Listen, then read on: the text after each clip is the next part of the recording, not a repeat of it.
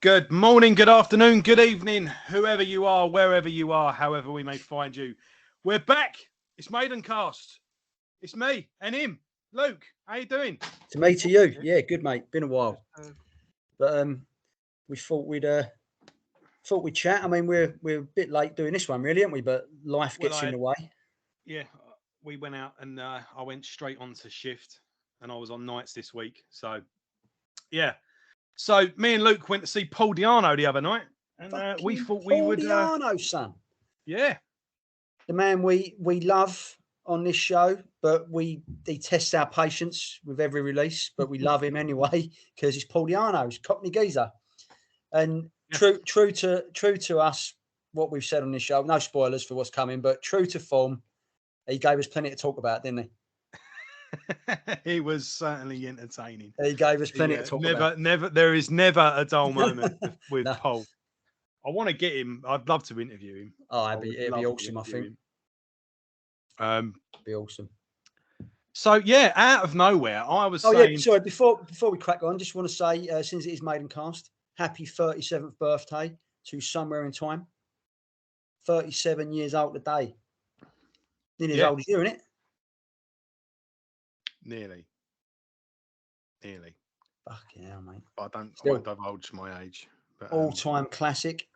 Yeah. You know, all these people. I'm actually younger than Somewhere in Time. Yeah, I'm only 35, you see. Yeah. So. All these people going on about Peace of Mind and Power Slave, but Somewhere in Time smokes them.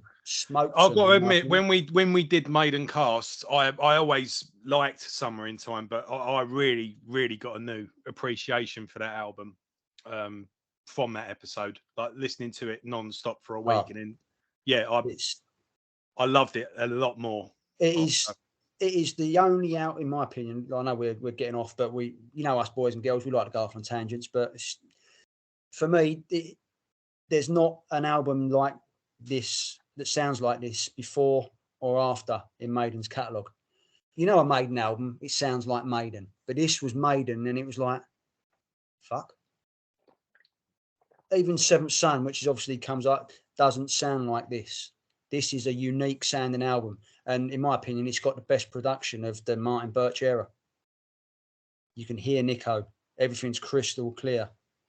You know, that was my bugbear with Martin Birch, as you know, his production was absolute fucking toss, in my opinion. But this album's all right. What, Martin Birch, like the albums, the fucking Governor, the Paul Sniffer or whatever, Purple, and no, he couldn't produce. In my opinion, his production was waffed. Everything was clear, and it was guitar orientated. But when it came to drums, he didn't have a fucking Scooby. Controversial opinions, ladies and gentlemen, but that's what you get on Maidencast. Yeah, you get truth.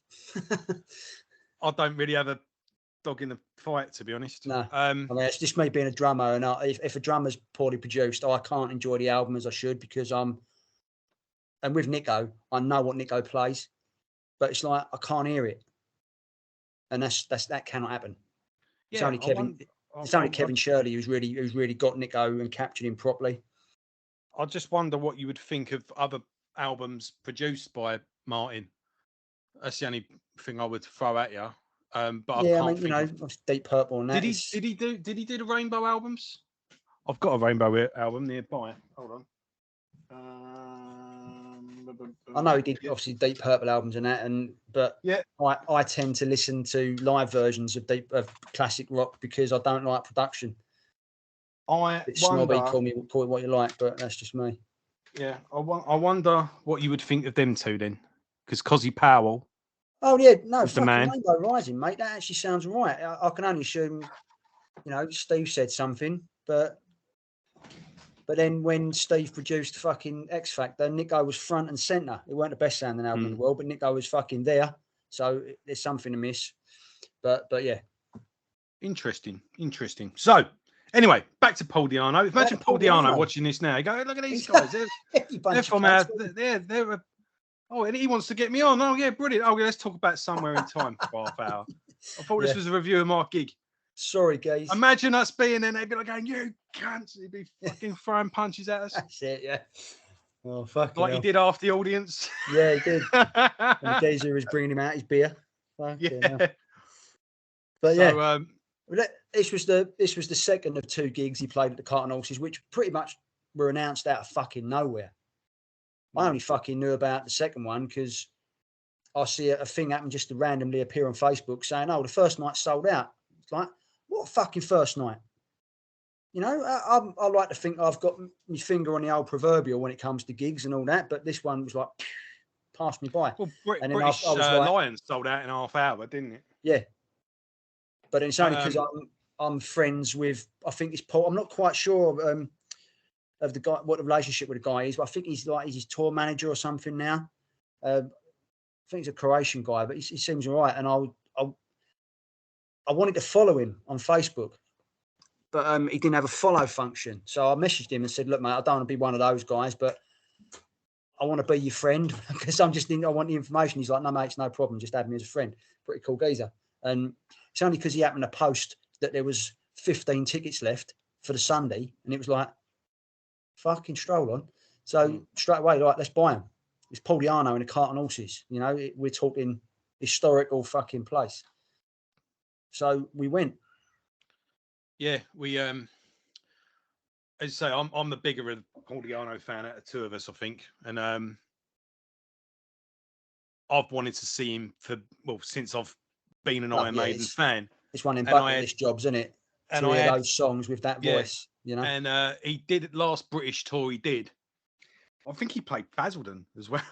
And apparently it weren't a very good show either because we know someone who was in the opening band. And in all fairness, I think Basildon. I think I don't know what turnout they were expecting. Yeah, no, I mean, yeah. But anyway, it's not big Maiden country. No, and so anyway, I had a relative's 40th birthday that I could not go to the night he was playing the Underworld, and I had to go to that. And I thought, well, never mind, though. I'll see him next time. And well, it was well over 10 years ago. Put it that way. It's probably last time he played here, wasn't it? He was touring. He's always touring. He's always got something going on. But I just accepted that I was never going to see him. It didn't seem like it was. I only ever saw someone once say, like, why don't you ever play the UK on his Facebook? And he just replied, can't afford to. So I don't know if he was just weren't getting ticket sales or whatever. But no, I'm glad I finally have, and I'm glad both of us can say now we've seen all 3 Maiden singers in a year. Yeah. And we'll be seeing him again in a week or 2, opening up for KK's Priest. Fucking. And then we'll see him again in November at the Underworld. Yeah, at the Underworld. So we might as well do another review when the Underworld. I mean, we'll definitely review the KK's Priest gig because if you guys out there haven't seen KK's Priest live, I said this to Joe, you might think you're prepared for how metal they are, but Man of War would look at KK's Priest and go, "Fuck, they are metal as fuck," and they're entertaining. They're fucking great. I see him at Bloodstock when they stepped in for Halloween, and they put on a show, mate. And Ripper Owens, he gets better with age. Yeah, what a voice! Fuck me. He's not. I mean, I think for someone who's prolific, the amount of albums he puts out with the amount of different bands he does, but the quality is. Mm-hmm. He's never done anything bad. No, he ain't. Well, you know, I'm not a fan of Demolition, as you well know. No one is. But Jugulator, fuck's sake, that's one of Priest's best albums. Let's not fuck about. Yeah, and he didn't write anything on Demolition, so he can't. No. But Charred Walls of the Damned. Yeah, let's have that's my favourite. And that's Jason Sukoff. I think that's how you pronounce it. He's a producer. He's currently literally producing Death Angel's new album as we speak. He's on guitar. He normally does like the odd guest solo albums he produces. Steve DiGiorgio on bass and Richard Christie on drums. Well, it's a bit of a lineup, isn't it? Yeah. What we got?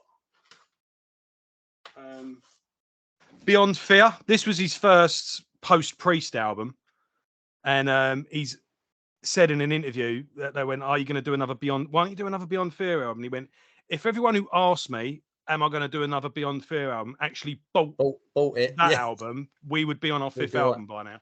Yeah. This is quite good. I saw these live as well. The Three Tremors.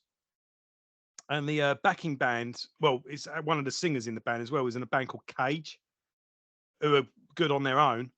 And the drummer in Cage is actually in KK's Priest. So there's another cool link. And these solo albums are pretty good as well. That geezer's fucking trying to, he's got to take Scott Travers parts, and that's no mean feat, mate. So, Scott Travers, I should say. So, anyway. Paul Di'Anno. Back to Paul Di'Anno. Fucking hell, yeah. There's no way he's coming on this show. No, he's like, no, fuck you, pricks. No. So, but yeah, I mean that voice in singing those songs in that venue, that was a bucket list job, mate. And it was weird because obviously he did 2 nights, did the Friday and the Sunday, but it was 2 different backing bands. First night was he said his Norwegian band, he said they'd fucked off. So whether they, only had a temporary visa or what, I don't know. But the second night, from what I believe, he was actually backed by the tribute band High on Maiden. And I've seen High on Maiden back in the day, and they're one of the best. They know what they're doing. You what? Did you recognise them? Are they? I didn't know. I mean, I'm talking. It's been decades. Yeah. I see him at the Standard in Walthamstow, and that ain't been a venue for about 15 years. Oh, right. So, but no, I mean, and going by it all, we had a better set list as well, because the first set list was short, missed out a few songs, which quite a few Killers songs weren't played. But we had, in my opinion, we definitely had the better set list of the night. Yeah. I mean, the set list reads like a fucking wet dream. It started with the Ides of March, Rothschild, Sanctuary, Purgatory, Drifter, Murders in the Rue Morgue, Remember Tomorrow, Genghis Khan or Gengis Khan, however you want to pronounce it, Killers, Charlotte the Harlot, Transylvania, Phantom of the Opera, Running Free, Prowler, and Iron Maiden. I mean, fucking hell. The only thing he didn't play after debut was Really? Excuse me? Who asked you? What you want? The producer, she's not happy. Hashtag cat video. Yeah. Going viral. That'll go viral, yeah. But say the only thing he didn't play off the debut was Strange World.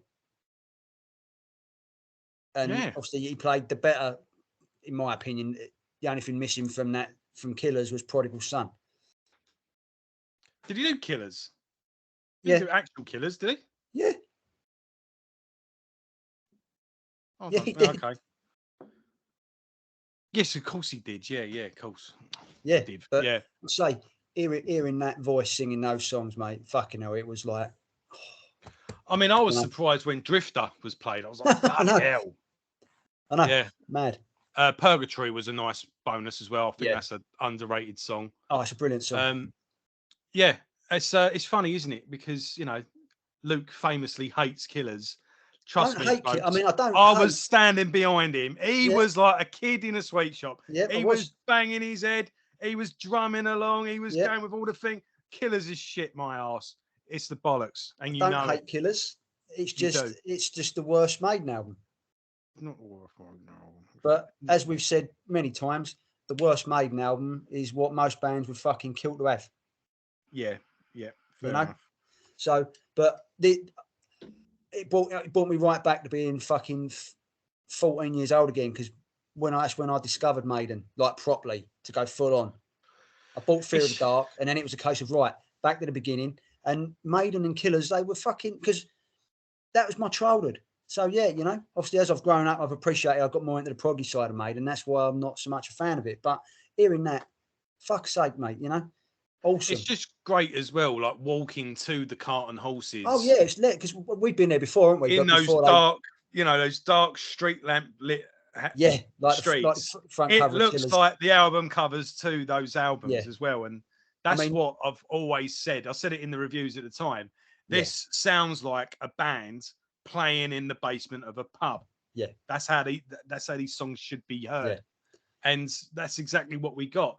Yeah, now, I mean, the we've Cart been and there Horses, before, haven't we? Yeah. So we actually did a meet and greet with Paul Di'Arno about 4 or 5 years ago now, wasn't it? He did a signing and that. I think it'd be longer than what we thought. Yeah, it was before the lockdowns, wasn't it? He did a signing, and he was a lovely geezer. Then we chatted to him, and I perplexed him with a question about if he could take out any backing band he liked, who would it be?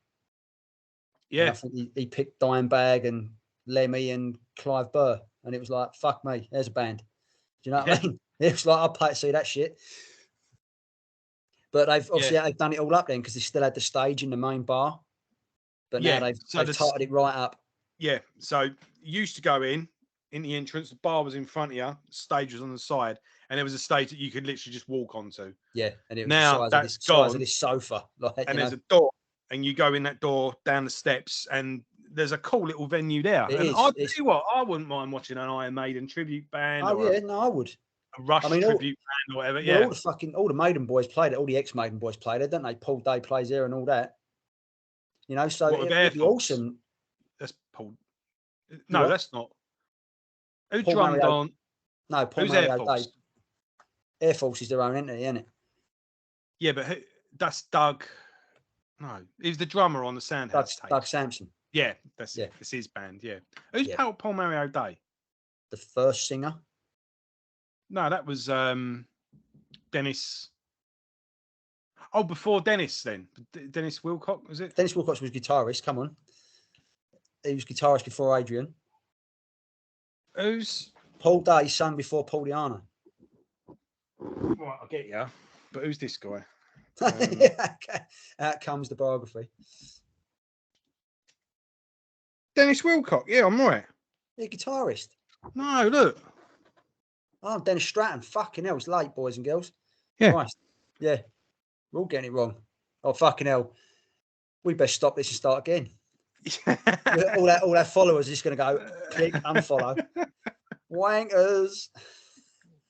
Yeah, put in the comments what you think. I wouldn't mind, because I wouldn't mind. Dennis Stratton does tour with a band and does the first album in full. Yeah. I'd love to watch that as well. I'd love to meet. Oh no, that'd be pretty cool, because I've seen his other band, Comfort Record. They supported. Any in Praying Mantis now as well, or they supported Phil Campbell and the Bastard Sons. Yeah.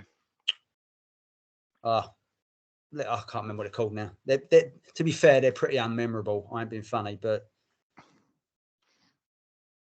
yeah, he definitely joined one of the NWO. I can never remember the bloody letters. It's either Tigers of Pantang or it's either Tigers of Pantang or Praying Mantis. I think they did both. To be fair, they was all. He's definitely joined one of them, but all pretty inbred, wasn't it? That scene. Yeah. So anyway, you go downstairs and it's decked out quite nicely. You've got a nice stage, a bar. There's a nice little seated area, and it only owns about 100. What was it, 100 people with that? Yeah, I'd say so. Yeah. I mean, the thing is, it was sold out, but it wasn't rammed, and I like that, because they're not overselling it just to get punters in. So bravo, Cart and Horses, not like the Underworld, where when it's sold out, you're like, oh fuck me, no, because you're literally in there like fucking sardines. Yeah. And it always gets grim. Intense in there. It's grim. It's one of my favourite venues, but if it's sold out, it's grim. Yeah. But the Cart and Horses, they've got it right. People get pissed off with each other. And, exactly. But no, Cart and Horses, yes, definitely. That's a venue I would definitely go back to. Yeah, definitely.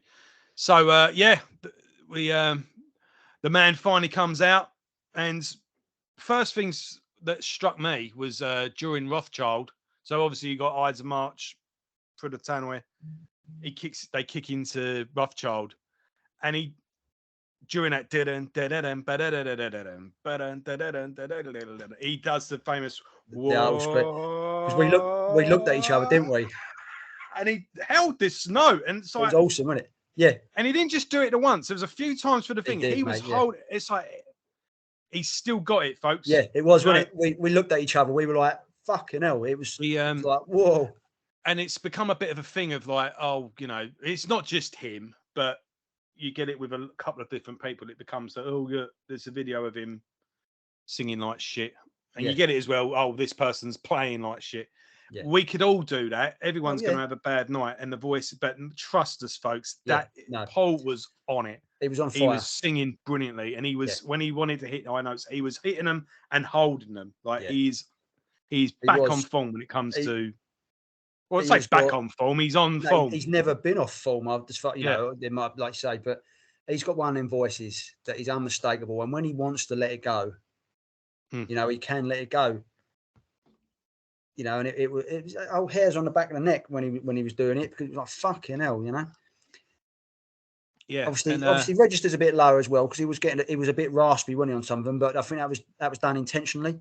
Yeah. He's almost, when he's sung Killers, he's almost sneering the fucking lyrics out, you know. I've seen him do Killers like death metal style as well. On the second verse, he goes low and actually goes, you know. So he's modernized it, I suppose, a bit. But but no, when he straight into Purgatory, it's like bloody hell, brilliant. And then he did Sanctuary was the second song, so non-album track. Purgatory, he did say, right, we're going to fuck this one up, because apparently it was the first, they'd never played together before. Had they even met at that point? Do you think they? That's what I mean. I don't know, because he said, like, obviously being backed by two different bands, and you know, you got a Maiden tribute band, so obviously they wouldn't have had a lot of time either, would they? Yeah, no, they might know their stuff and that, but you got to gel. Of course, you have. Day, yeah. And to be fair, they were talking about the gig might not have even happened because they were having trouble getting a wheelchair for the geezer. Yeah, they was actually posting on Facebook, if you got a wheelchair, let me know, otherwise the gig's off. So yeah, and that was. We'll get to that in a minute, but stick with the music for the time being because we keep coming off on one. Yeah. But so straight into Sanctuary, brilliant. Yeah. Purgatory, that was yes. And then straight in a Drifter. Straight in a Drifter. I was just mental, I'd never ever thought in a million years I would ever hear Drifter done live. Yeah. And it was brilliant. Especially at the end. And as I said in the review, you thought it was a bit, you weren't a fan of that song. I was like, no, but it feels like a gig during this song. It feels like an encore. That I want you to sing it. Oh, yeah, sing it. It works. And it's one of them that works better live. Live, it just works. It does, yeah. Brilliant. And the band are on fine form as well. Yeah. We've gone through the set list, so it's all there. It was a perfect mixture of hits and rarities. Remember, I want to say, Remember Tomorrow was fucking amazing. That was spine tingling for me. I mean, as much as I love Dickinson, I always prefer Paul singing that song. And I said back in when we reviewed Murder One by Killers, that because they covered that, and for me, that is the best ever version of Remember Tomorrow. Musically, it's better. Production-wise, it's better. But Paul's singing is on another level on that song. And he made his song. Yeah, that is his he made. Song. He said it was about his granddad, wasn't it? When he wrote, and he obviously he dedicated it to our boy Clive, rest in power, son. And he seemed, you know, he loves Clive because he said he's the best rock drummer ever. You know, and it's open for debate, but no one can argue that the guy couldn't play his fucking arse off. It's not that that you can tell. They were boys and all, weren't they? They were Clive was his mate in the band. That's it. And he sung like a motherfucker on that song. I was like, I was welling up. It was like, fuck, you know, it was such a spot on bit of vocals in it. It's just a brilliant song, and the lyrics to it, you know, they are perfectly vague. It's the make up your own mind. You can. Everyone, I think, has their own little interpretation. And again, that is Paul's song. Even Metallica couldn't pull that song off. When I remember, they didn't. They did an all right version of it, but it weren't the best. The only bands I've ever known cover it where I went, wow, actually, this is cool. Murder One aside, was Crowbar. Crowbar did a really good version of it. I don't think I've heard it. They crowbar it up. They make it a Crowbar song, but I remember being really disappointed when I heard Metallica's version of it. I was really looking forward to it, and I was like, yeah. I mean, Metallica it up, didn't they? But it was take it or leave it, really. But no, I felt like he was on for 10 minutes. gig flew by, but I'm really glad we got to see it. Glad we got to see it in that venue. I'm looking forward to seeing him 2 more times between now and Christmas. Yeah. And like I say, as a Maiden fan, this has been like the best year ever. Yeah, because like I've seen fucking Blaze. We've seen Maiden multiple times. We've seen the band themselves. I've seen all 3 singers. The media are finally coming around to Blaze. Giving Blaze some credit, yeah. Long overdue, and they make up for it and promote the fuck out of his next album. Yes. And yeah, it's looking good. Maiden are. No, it is. And I mean, and to top off the thing, we've seen all these fucking 3 singers, and Dickinson announced a new solo album. Yeah. So it's and he's which we'll cover as we get shit. Roy Z, but Adrian Smith is Adrian as well. So, yeah. And as we get more on that, we will be covering it right here. Don't go anywhere else for your Maiden fucking analysis. You know you don't want to. No. Right. Yeah. Right. We've said how good the music was, and how good Paul's voice was. Should we get around to it? Yeah. There was something. He wasn't a happy bunny. Let's put it that way. Just to headline it. He was not happy. Yeah. Multiple things. He weren't in the zone, was he? No. Like singing wise, he didn't let it affect his gig. It didn't affect the gig. Song by song, fuck me, he's professional as fuck. Yeah. But in between, we couldn't go to this gig and we couldn't review this gig and not talk about it because it was there, and it weren't like you could shake it off to begin with. But it was like fucking hell. He had a bad day. There was stuff that had gone on that day that had pissed him off. Now we know that they had trouble getting hold of a wheelchair that day. So something with his chair has obviously gone wrong. I can imagine being in a wheelchair. That's got to be comfortable. It's got to be yours. And it's got to be yours, isn't it? Yes, and I suppose this one must have been pissing him off for whatever reason. He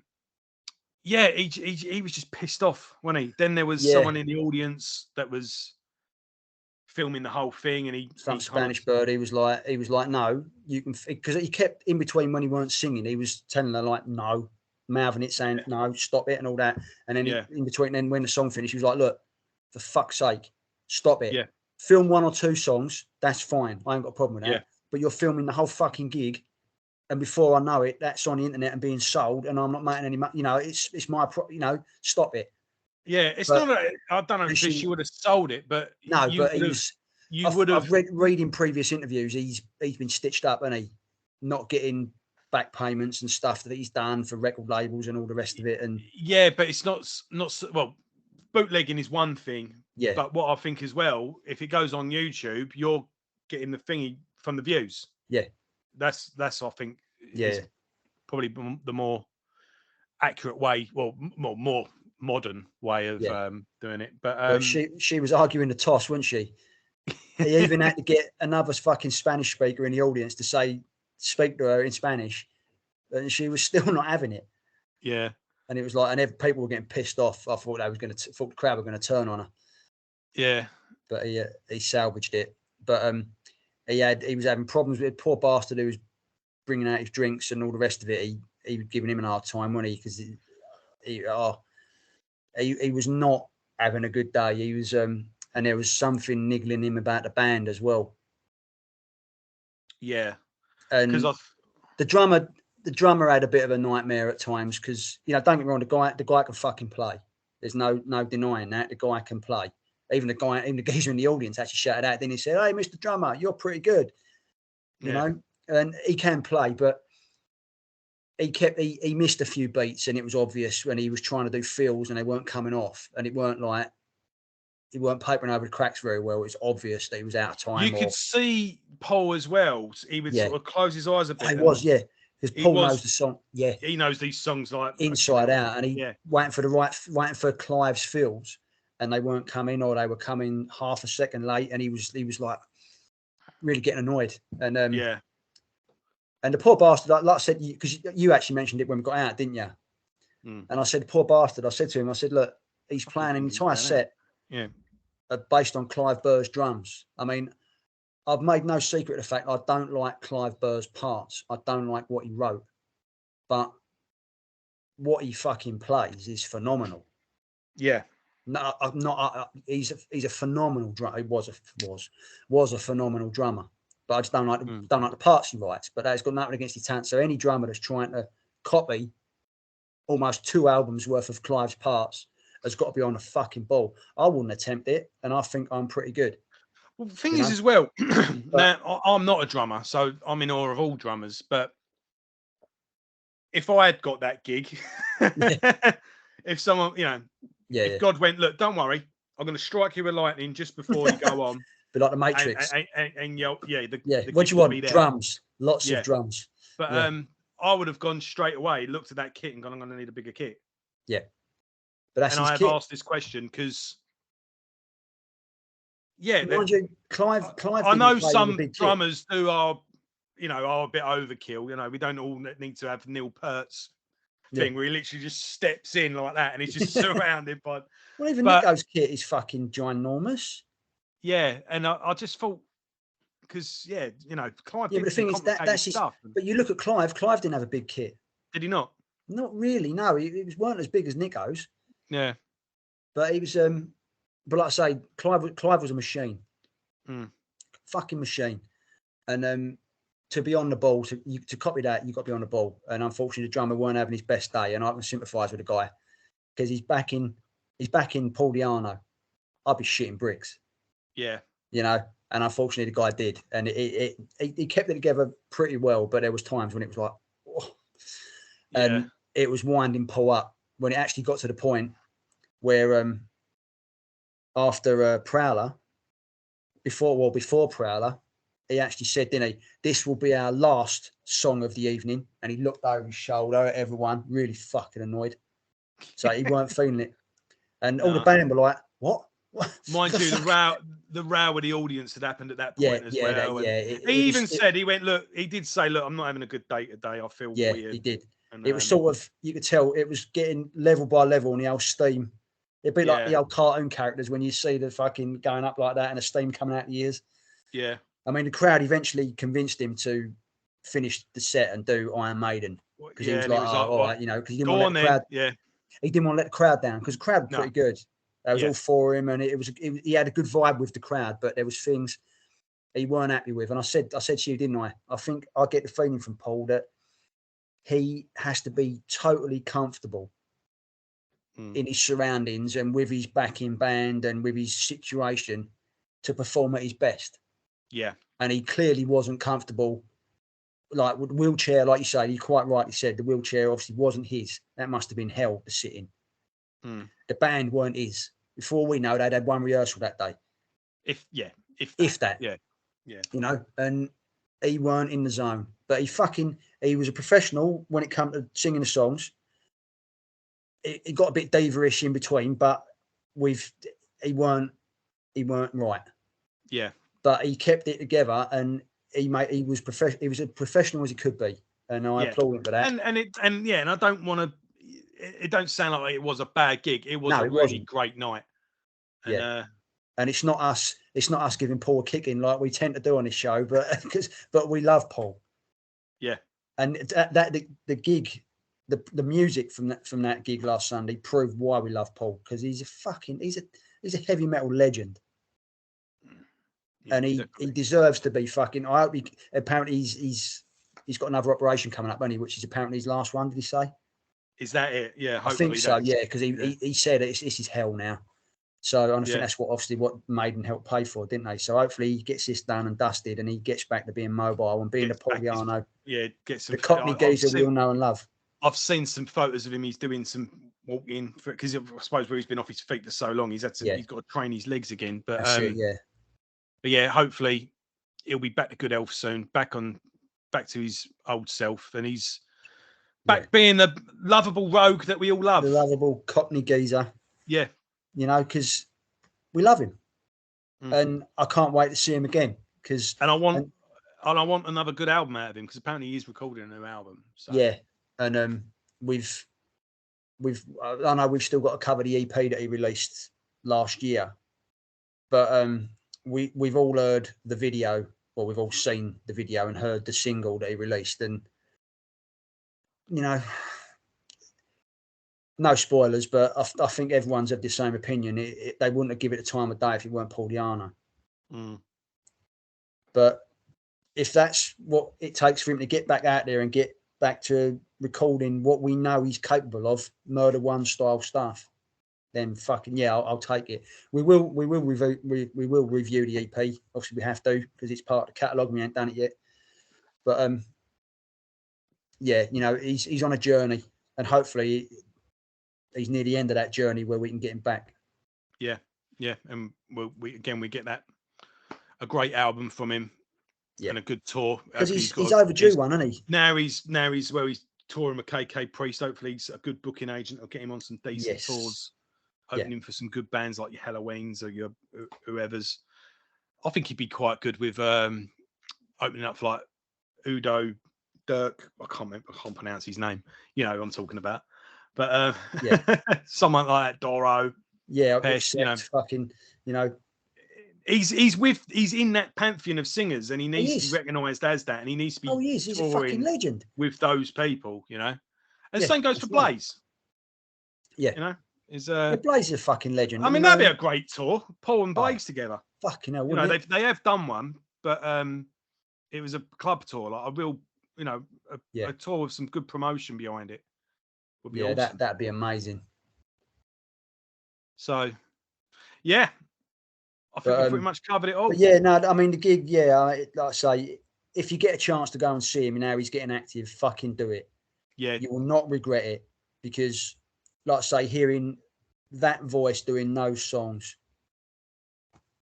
it's fucking. It ain't gonna happen. It's like anything to do with Maiden. There's less in front now than there is behind. We are running out of time. Obviously, even with Blaze, Geezer's just had a quadruple bypass. It's get all the Maiden you can. And it goes for everyone. It goes for rock and roll in general. Oh yeah, fucking metal, rock and roll. Yes, it's. You never know what's around the corner. No.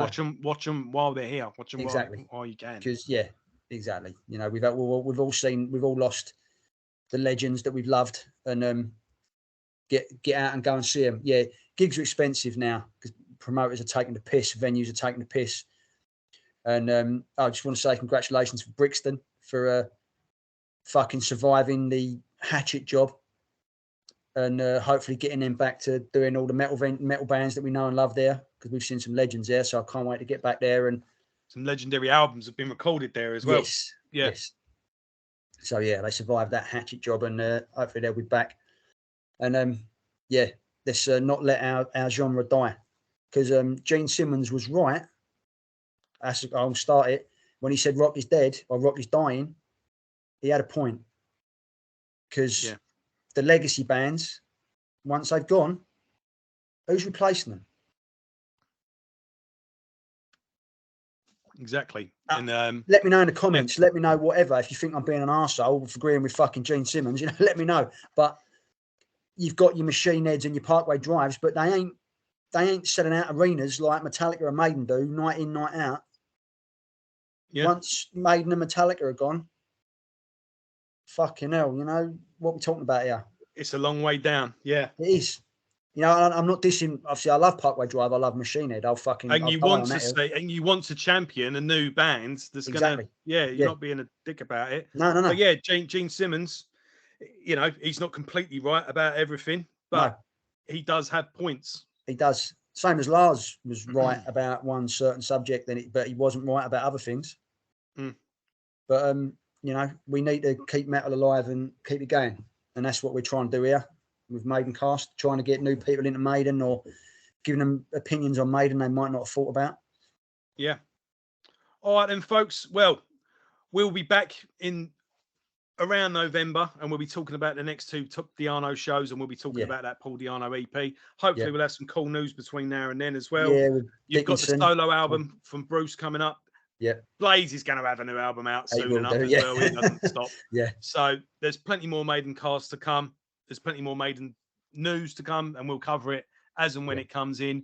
So we thought we'd check in with you all, and tell you what we've been up to. You stick us a comment, let us know how you're doing, all you regulars. And this is your show, as we say. And are you seeing Paul on any dates he's doing? Are you seeing KK's Priest? Are you seeing British Lion on the upcoming tour? Let us know. British Lion touring. Fuck me, forgot about him. Yeah, and we'll see you all soon. This is Maidencast. Take care, folks.